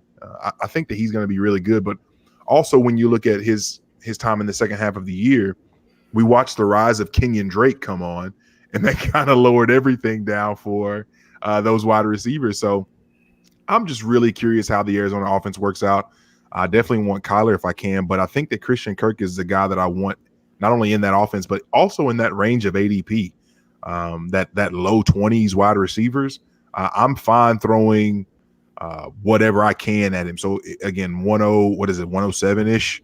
Is that what we're saying for that range of guy? Perhaps I'm all in on Christian Kirk. I really like his talent. And I was one of those people who, when Jake Anderson was so crazy about him coming out of college, man, I was not in on Christian Kirk at all. But he's shocked the crap out of me in a major way, in a major way. And I think that if he can move into the slot, I think that's going to be something that could be a big boon for his value. Shout out to Scott. I see you, Scott Connor, in the chat. That's the issue, though. Is he going to move to the slot? Because, I mean, unless Larry Fitzgerald gets hit by a car tomorrow, Larry Fitzgerald is going to be starting on the Arizona Cardinals next year, and Larry Fitzgerald starts in the slot. Christian Kirk actually had a lot of work from the slot last year. 32% of his total passes were from the slot position. I don't understand the craziness around Christian Kirk. I don't understand the fervor around Christian Kirk. I think he's a good prospect, and I think that's where it ends. I think people are kind of trying to make him a great prospect or trying to make him be already kind of in that top 20 or so range. I just don't know. Number one, I'm not necessarily knowing if I'm willing to heavily invest in that Arizona offense. So many things are going to change. A lot of Christian Kirk's high volume games, at least in terms of receptions, were games where David Johnson was injured. When David Johnson was actually in there and catching passes, he was doing them from the slot. And a lot of that actually resulted in Christian Kirk not having his biggest game. So, yeah, I think he's a guy that's kind of miscast in his role right now. And I don't necessarily know if that's going to change anytime soon. If I knew today that Larry Fitzgerald was retiring, absolutely. But if he's going to be forced to be an outside receiver for the majority of his career, I just don't know if it's something that he can do. When you look at some simple metrics like his yards per pass, route 1.75, number 63 in the league, that doesn't account for time missed or whatever. So it's not like that has any effect on that number. So that's not necessarily something that kind of brings confidence in him. And when you look at his just secondary stats, he had 11 receptions or 11, I think, targets in the end zone. Let me see. Is this receptions or targets? Let me actually make sure that I have my information right here. He had 11 red zone receptions, number 9 in the NFL, but you said he only had 3 touchdowns on 11 receptions. That's a lot of receptions in the end zone. I don't necessarily know if that's something that they're going to continue to do. I think that Christian Kirk can be a very, very good receiver, or if Hakeem Butler becomes a very, very, very good receiver, because then I think everybody feels comfortable making him that full-time slot guy more often. But, I mean, until Larry Legend leaves, I think a lot of people are going to be waiting a long time for Christian Kirk to be what you thought he was going to be. I don't know, man. With 108 targets this past season, I don't think that's his ceiling in terms of what he's looking at. I don't know that you're going to have to wait as long as you may think you do. And again, I don't know the numbers as well as most, and certainly not as well as you, Tom. But if oftentimes we hear about touchdowns not being sticky, 108 targets is a lot of targets, and 3 touchdowns doesn't seem like it's a lot in terms of expected value for 108 targets. And I don't know how to project him moving forward, but I think that 108 targets is something that he's going to see more than next year. At least I'd like to think that anyway. And maybe that's just me being hopeful, just because I like what I've seen on film from him and what I've seen, what I think the offense can be. I think that the sky isn't the limit. Now, Larry Fitzgerald is my absolute favorite player, so I'm not going to fight you on that. I'm not gonna argue with you about Larry. But I think that Christian Kirk's arrow could be pointing up in this offense, and I think that he's someone who can get lost in that shuffle, in that morass, if you will, of the 25 to 35 wide receivers in ADP. You could probably get him for a value. I would like to think. That's Yeah, a you problem. mentioned- He's not quite a value right now. Yeah, that's what I'm saying. Every time I've tried to acquire him, I get countered with, a first, like a top 5 first, and then a player that I would probably value around a first range for him. And I don't know if he's worth that yet. If it's one pick, if it's 107, yeah, I'm probably taking the veteran 99% of the time, and Christian Kirk would be the veteran in this instance. But if it's more than that, which I think is kind of where he's at in terms of valuation right now, I think that is a bridge too far for me. J. Mike, you mentioned early there, Kenyon Drake coming on. Like, Drake's got to be a sell in that offense, though, right? Like, or is he under contract But there why? for a year? Not under contract next year, but I mean, this is a situation where I feel like the offense kind of found a guy. So just like Derrick Henry, I think these are running backs that are likely going to be back with their old teams. That's fair. Ugh. But it also goes against the developing theory of trying to stay away from these guys after their first contract. So I've got a lot of cognitive dissonance going on regarding Kenyon Drake. A lot of it. I've just been waiting for him to be good. I said he was going to be good, and I looked really stupid for a really long time. So I'm happy that it turned out that, hey, all of this per touch numbers that I was looking at 2 seasons ago, maybe they actually meant something in an offense that, wasn't coached by Adam Gase or terrible.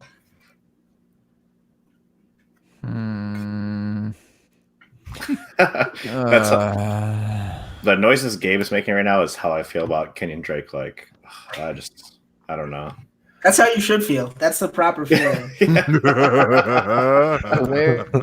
Where is Really he how in you should- ADP? Gosh, Too why? high. No. Too high. I was just Yeah. going to say the same thing. Too high. I don't care. I don't know what it is. It's too high. Just because of the get uncertainty. this, J. Mike. I'd rather have me, Hollywood Cole Hardman.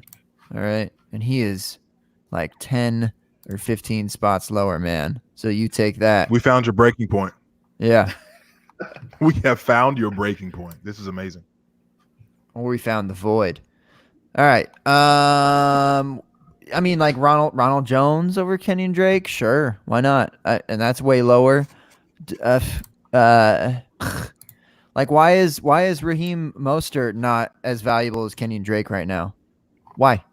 Come on. Shoot. Who else we got here? Why is Breida so high? I don't know, man. Like, what? If you're buying into a San Francisco running back right now, you're gambling. Like, you're just straight up gambling. Yeah, You we just know. have to buy all 3 of them and then get a couple rookie picks just in case. What do you- did you in case they say- add a couple more? 3? Did you say 3? Buy all 3 of them if you have to. W- Because yeah, that's the I only know, thing but- that's going to guarantee you any production. Yeah, no, I got it. I got it. I got the process, but you said 3.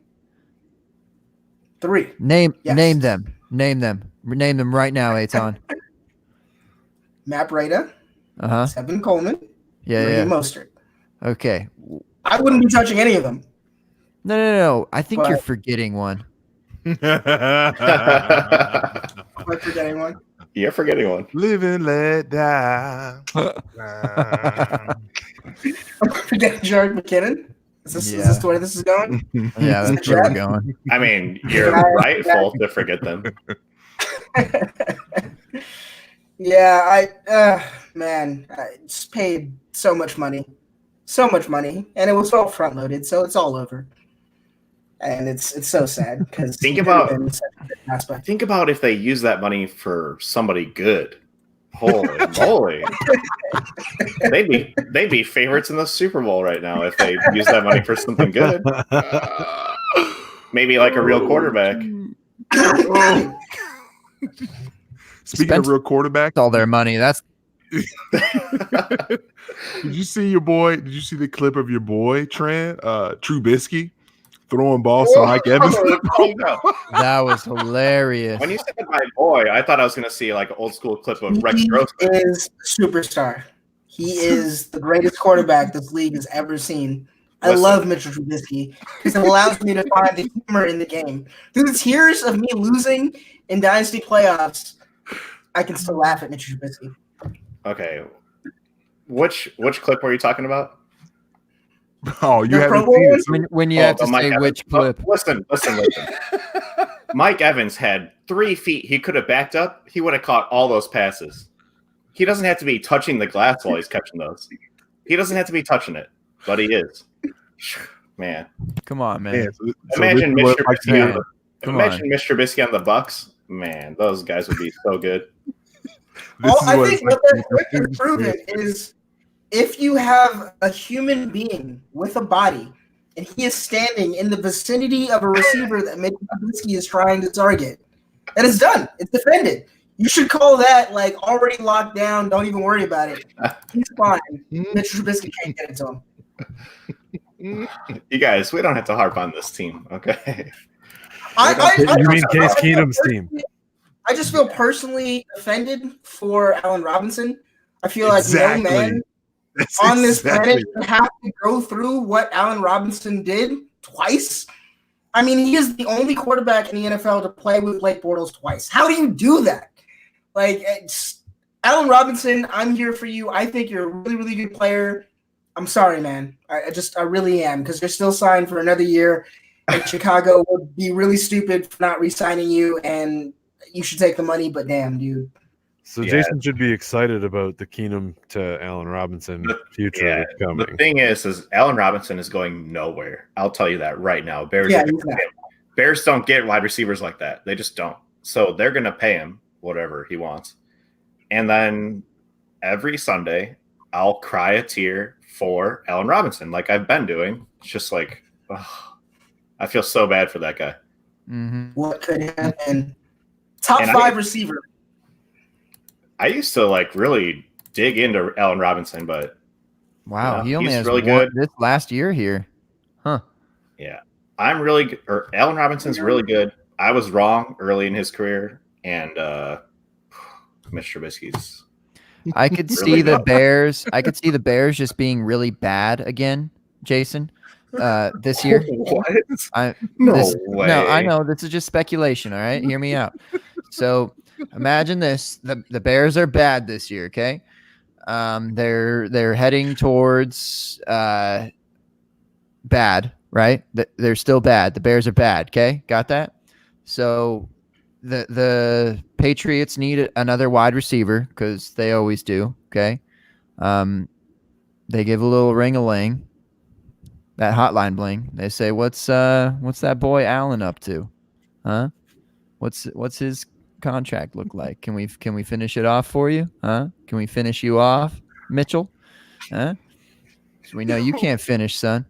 And so they go ahead and take that contract, and now he's the New England Patriot. How we feel? What my point is that I think I could see Allen Robinson being traded in the middle of the season this year. I know that's like light.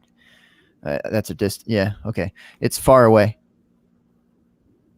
But, you know, I think Allen Robinson gets his extension this offseason, and I don't think they trade him. If he goes into his final year, not extended, oh man, he's probably gone. But that'd be Can they do that? They don't have the money for that. The Bears 5 receiver are the Bears bottom make 10. They're bottom 10 in cap. They know they won't. They're not just bottom 10. They are 5th, I think, in cap space. And but they can make some cuts where they make that up. So I'm not worried about the cap space right now. The salary cap is make believe anyway, right? We all know that. But it's make believe. They just find money. Definitely make believe-ish. But yeah, I think he stays. No. I hope anyway. But I don't know. It's bad when the Jaguars fans are digging on the Bears. It's deserved. It's deserved. But the Bears defense was still good this year, so there's a little bit of hope. The offense just needs to be not bottom 3. You know. I'm just watching this video again. J-Mike, you have the power to put that on the screen. Mike Evans on top of Mike Evans for Mitchell Trubisky to complete that pass. Honestly, but that's the only way that works. Right. You see what I mean, though, right? Like if Mike Evans just takes 2 steps back, he's catching every single one of those balls. They have to stand in a specific area to actually complete the catch. He couldn't take a step back. He was already in front of the sign, in between the sign and the glass, and he's up against the glass. I think the funniest thing is how frustrated he looks, knowing that he spent an entire season playing with Jameis Winston, his entire career mostly playing with Jameis Winston. I've never seen him that frustrated trying to catch a pass from Mitchell Trubisky. Right. So not only does he have to play with Jameis, then he has to go to the Pro Bowl where it's supposed to be the best of the best. He's got to try and catch passes from Mitch Trubisky. He's like, what? That's like Allen Robinson. Allen Robinson, every Sunday is the same thing. He's like, well, what is going on? But look how much space is behind him in this video. Is this full screen? Can you guys see this? Yeah. Okay, hold on. Wait, let's go back. I'm just saying. Now it's buffering. I'm just saying. Stop doing any favors. And Trubisky's bad. I'm not arguing that Trubisky's good. Definitely not. Do you see that blue box that he has to stand in right there? He has to stand there, Jason. Oh wow, he does. Yeah. Oh my god. Now, that was there's one. Completed one already. There's the beginning of it. What? His toes are on the fucking back. He's trying so hard for him. He doesn't even move. He's trying harder than he does for Jameis. Oh He my finally gosh. got one. I'm sorry, man. That's bad. That's bad. I get it. God. Dude. That's awful. What's the worst part of it is if my internet would not be a jerk right now. Russell Wilson comes up, he and Thielen like basically tag in. And Russell Wilson throws one pass to Thielen every time. It's so beautiful. Yeah. What is this, J Mike?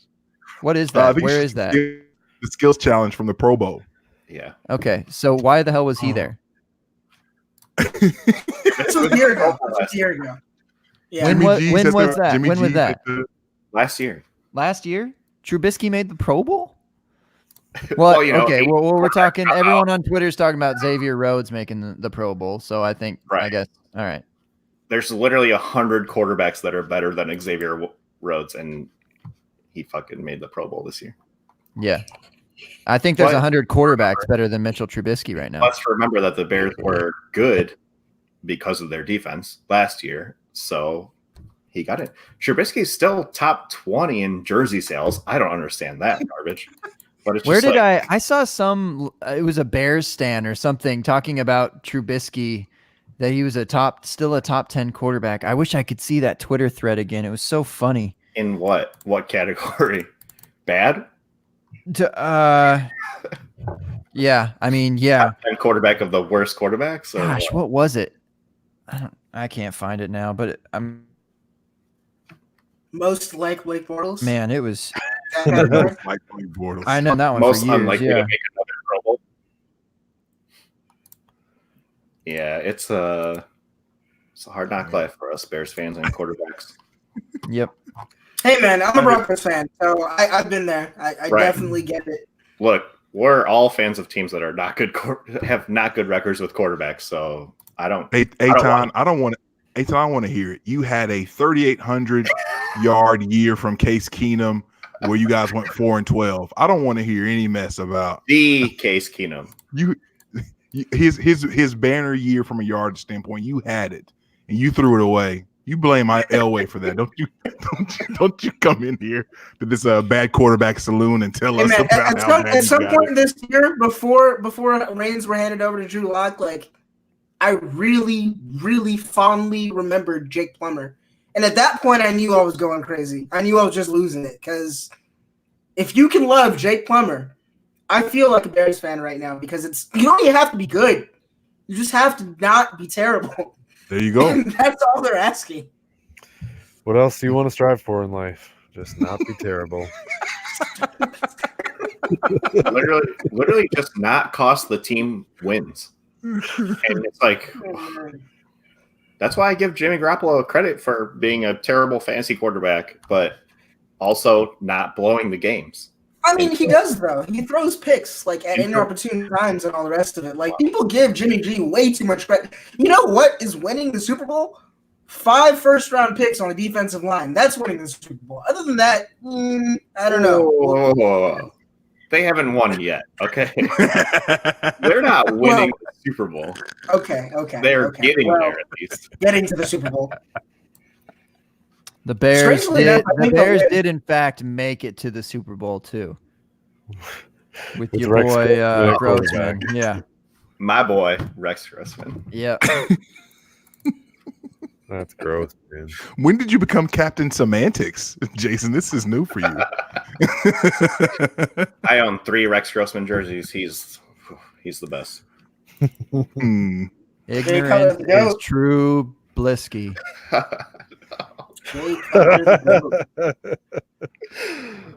Aton wishing for the days of Bubby Brister back in Denver. Hey, I'm down. I'm with it. I am all there. Like you guys said I'm earlier, with I it. think Denver's going to be looking pretty good next year.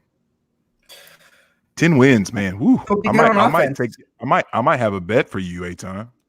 We Okay. might have our Let's do first I don't know if it's first or second. Over under 2020 9.5. Yeah, I think think that that- might. Yeah. I think the AFC West is just competitive. One of the most competitive divisions too. AFC West, right? AFC. Yes. Yeah, because that yes. NFC. Yeah, right. AFC West.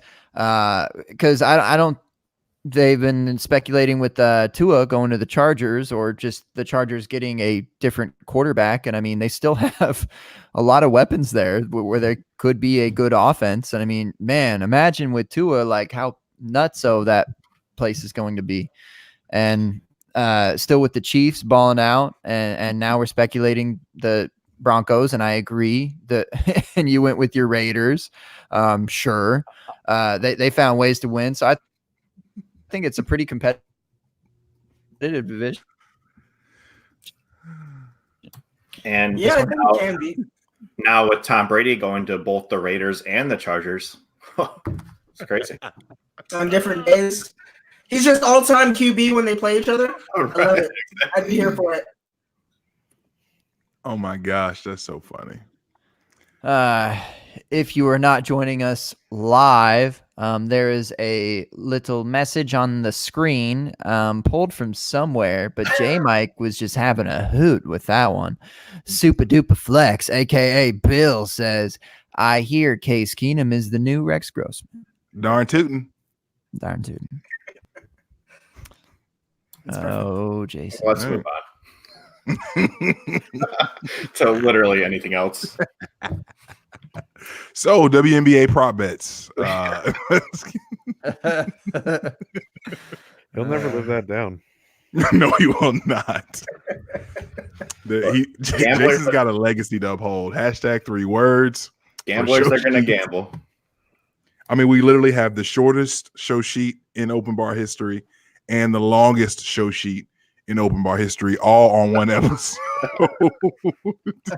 When Aton, let's take a ride down memory lane. Aton's first time on the open bar, my man legit created a show sheet. Hell, it was in depth, where he was he was still flexing his podcast wings, if you will. And my man came prepared, and that was epic. This is quite the moment for us, Gabe. I didn't even recognize that at first. Right. show sheet crew over here. Hell yeah. The real show sheet titans.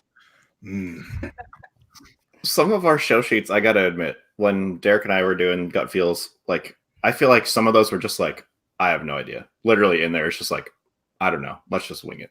It literally just typed that out, I think.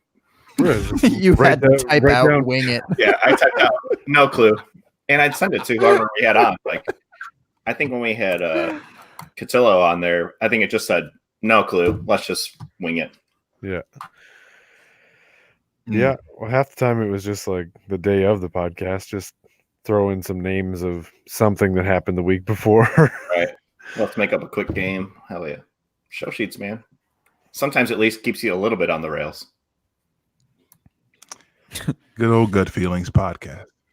Good times. R.I.P. That needs to come back. That needs to come back. Yes. Like, bring it back. You guys, I don't think anybody listened to that. That's not true. I disagree. Holy moly. I'm surprised every day. All right, Gabe. You're ready to call it one. What? We were just getting started. Hey, stop it. Come on. Come on what? I don't know. I have nothing left to say. I don't want to talk about Tyler Boyd anymore. I don't want to talk about Mostert. I don't want to talk about Kenyon Drake or Kupp or AJ Brown. Man, this has been exhausting tonight, and I don't want to do it ever again. All right. Until, of course, next week when we do it again. But gee whiz, this was fun. Oh, are you? Hell yeah. You just noticed? I'm 30 now, guys. No, I gotta drink wine and be fancy. Yeah. I'm so fancy. Tell me about the tannins, bro. Come on. Tell me about those tannins. I'll tell you about my wine trip. The tannins hill. The tannin hills. When I get desperate and I have no more alcohol in the house is when you see me bust out the wine. It's usually my girlfriend. I just take whatever she's got and I go. Okay. You like a nice Syrah? I don't even know what I like. Yeah. I like. I don't think the Bears do either. All right. Okay, let's get out of here then. Say goodbye to some people that we like a lot and we hold dear to our hearts. We joke, we kid, but look, it's all love, baby. All love across all platforms. In the chat, whether it exists or not. In here, whether it exists or not. Through your ears, whether it exists or not. Oh, it exists. Does it? Yes. All right. If J Mike says so, let's say goodbye then. Same order. Jason, you first, buddy. Not much for me. I'm still trying to build my Twitter following, sneaking up on that 1,500. We're getting there. But at Jason Tran on Twitter, I have my betting podcast, Friday Night Lines. We got one more week left with the Super Bowl. Spoiler, taking the Chiefs because fuck Jimmy G. But that's pretty much it. I appreciate you guys having me on again twice this month. See you 3 times next month, I think. But that's it. I appreciate you having Gut Feels reunion on today as well. So thank you. Absolutely. Indeed. Absolutely. Speaking of Gut Feels, your potentially better half, that's going to be up to him to decide whether that is true or false. Derek, so good to have you tonight. Say what you need to say. Yeah, it's great being here. Having the reunion back with Jason's great, and I always love talking with you and J Mike there, Gabe. And it's good to meet you, Aton. So yeah. Oh. Yeah, man, I got nothing to plug. Soon. Look at that. Look at that. The FFRX on Twitter. I really don't put anything out there, and yeah, good to be here. Thanks for having me. Absolutely. Hey, I actually do want, whenever WNBA starts up, Jason, I want a prop from you, legitimately, and I'll do it. I'll swing. So you just tell me what to do, and I'll do it. Parlay, whatever. Like, I don't care. Parlay. Yeah. Early or mid-May, I think, is when WNBA starts. Mid-May. So, really? All right. Well, I'll get some I'm going to be in Vegas for I hope, I hope. Man, Vegas, the Vegas draft, they're going to do it like on the fountains. That's How cool. did we not talk about that? Oh, Yeah, get a boat to get the people to the stage. Yeah. What? Yeah, before we end this. There's no way this can go wrong. There's That's right. 0% chance this can go wrong. Well, my worry is how long this draft is going to take. If it's every single player, like the first round, whatever, it always takes long anyway. And then, but like if they're taking this ferry thing through the Bellagio fountains for the day 3 guys, like what is it, like 200 some picks at that point? Yeah. Like, oh my goodness. I saw a tweet today. It was like first round and it's like a ferry or whatever, and then third round it's a speedboat. And I was like, yeah, right, yeah. But Jet ski. Forget it. Then they're just gonna have people start swimming, like. So like with that, we already see that there's people who tweet out the picks early. Now I can already see the tweets like CeeDee Lamb's on the boat. He's going to the stage. Like he's getting picked next. It's like, oh my God. True. That's so crazy. Yeah. But yeah, I thought about going to Vegas for the draft, and I kind of wrote it off. And then I saw this thing, and I'm like, I don't know. I kind of want to see it. I'm going. Whether I'm gonna be involved in the draft and the fountains, I don't know, but I'm going. So whoever's in the chat, whoever's in this show right now, I'm going. Let's go. I want to see you on stage, Gabe. Yeah. Hey, look, I guess what am I, a day late to enter my eligibility for the draft? So I should have been ahead of that game. You should write some lyrics. You should write some lyrics, perform something. Oh, okay. You, I see what you're doing there. How you feeling, Kamish? Huh, Raj? Hit me up, partner. 861. What was Mike Jones' number? 813308004. Hit Mike Jones up on the low. Mike Jones about to blow. Two. I think it's 281-330-800-8004. This podcast is brought to you by Mike Jones and Boost Mobile. Go and get your minutes today. Mike Jones.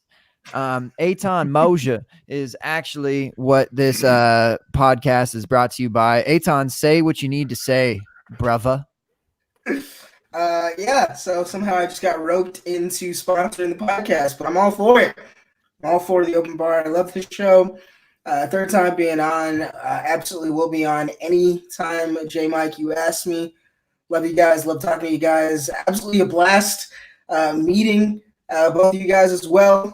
This has to be one of the days of the Dynasty Diagnostic. We'll definitely have another Gut Feels reunion. Very nice meeting you two as well. And I host the Dynasty Diagnostic usually every Friday. I say usually kind of very lightly because of the last couple of months, but that's just been like a holiday thing. We will get back at it very soon. But go listen to the show if you enjoy podcasts after you listen to this one, of course. But yeah, it's been a great time, and I'm just super grateful to be asked on again.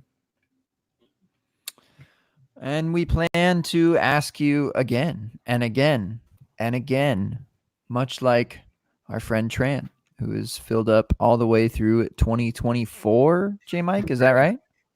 Actually, through 2026, after all of my children have graduated high school. Yeah. We've got congratulations. Planned. It's good. Right. Thanks, man. Appreciate it. Watershed moment. Grinding. I have a great grinding. J Mike, how about you, man? It's your turn. Why don't you say something? Say something. Say what you need to say, like Derek said. So I am. Shout out, Bill. We see. I knew it, man. I knew that was it. Correct, Mike Jones. I knew I felt it. 330-8004. Hit Mike Jones up on the low because Well done, Mike Bill. Jones about to blow. Come on, man. Those were much simpler times. Yeah. Love Mike. Mr. Incredibly simple rhymes. Anywho, I mean, back then they didn't love him, but I mean now he's hot, so they're all on him. It's fair. that's factual. That'll be in someone's biography. Not Mitchell's. Not Mitchell's.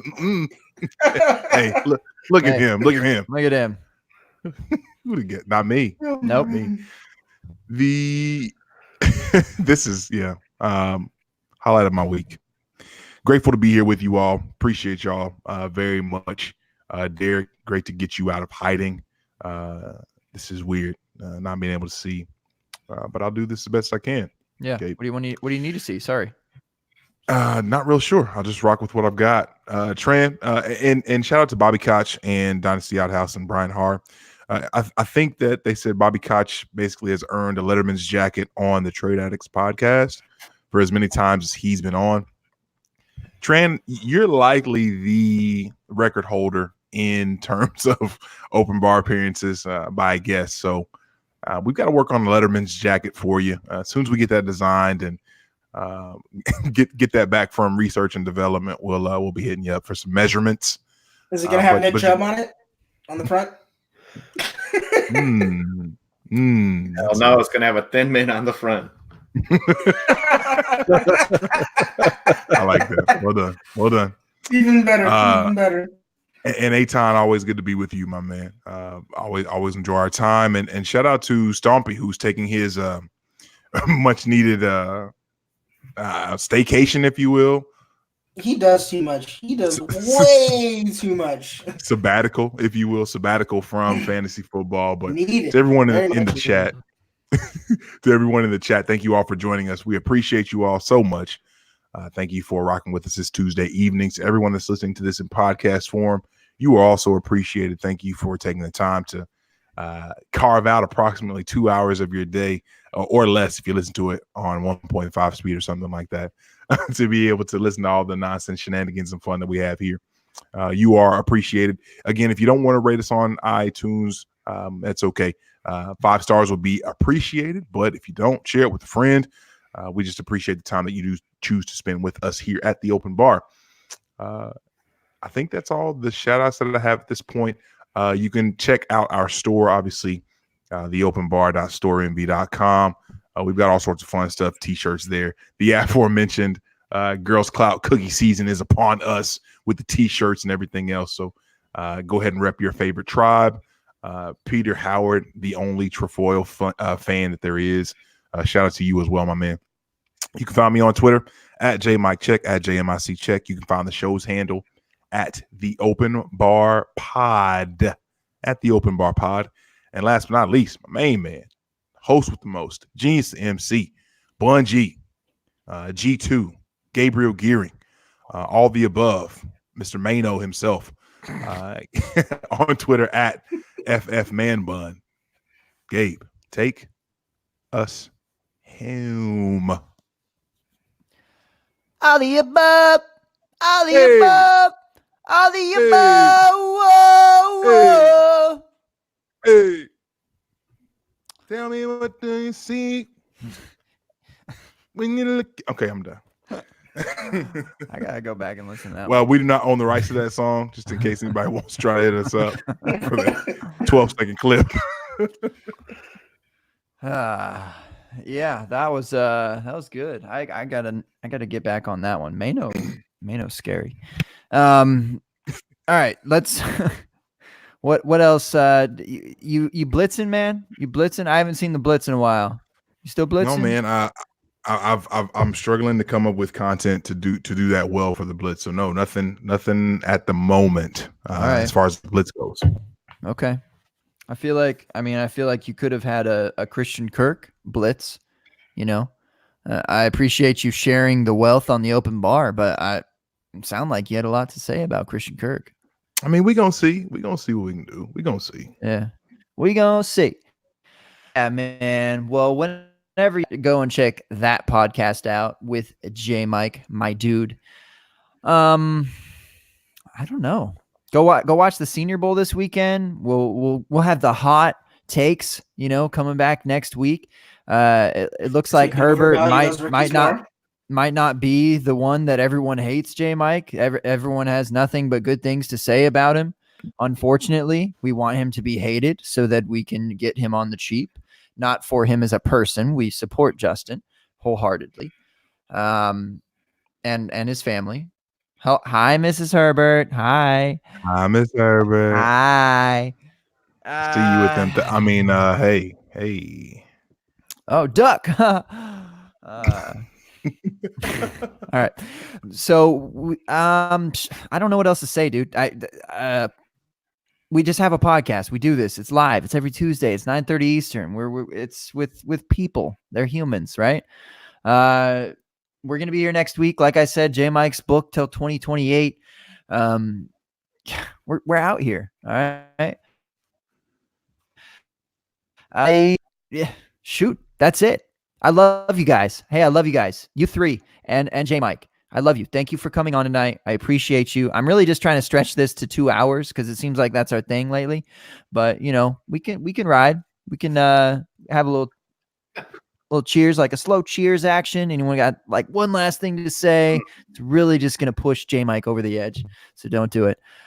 Cheers in true open bar fashion. I really want to know what wine you're drinking, man.